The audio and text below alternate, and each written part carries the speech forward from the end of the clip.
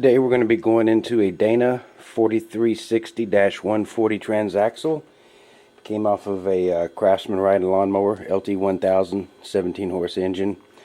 Customers complaining about it being really hard to shift.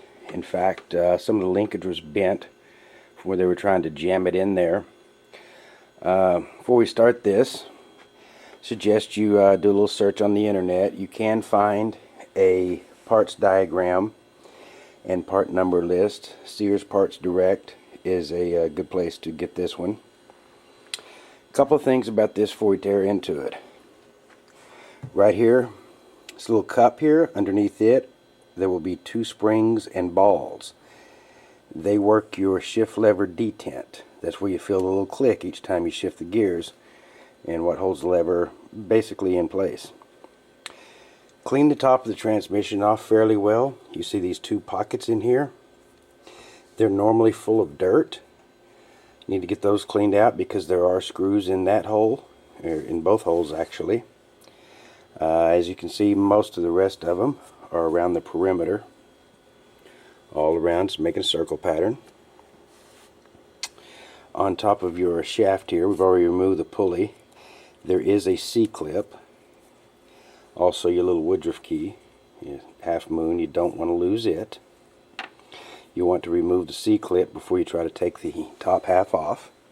We'll show you that here in just a little bit. My cameraman has got the day off today to watch football, so I'm going to try to video and work this myself, and I'll explain as much as I can on shots you don't get to see what's happening on. Okay, I've just pulled out all the bolts that hold the case together. There's 16 of them.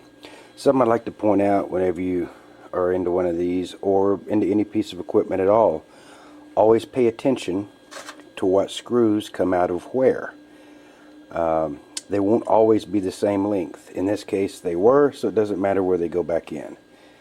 I've seen some of these transaxles, especially the Peerless, that some of the center bolts are longer, and if you're not paying attention and you put a long bolt at a short hole, that can spell disaster. Okay, I've also already pulled off the C-clip and the washers from our input shaft. This is the pocket that your springs and balls are going to be in. I suggest remove the cover and the springs at this time. Don't know if you can see. Yeah, you can see the 2 little balls in there, I think. If you can get them out with a magnet or a tip of a screwdriver with some grease on it, I would advise to go ahead and pull them now. If you can't get them out, let's go ahead and split the cases. Watch those balls because they could go rolling and you don't want to lose them.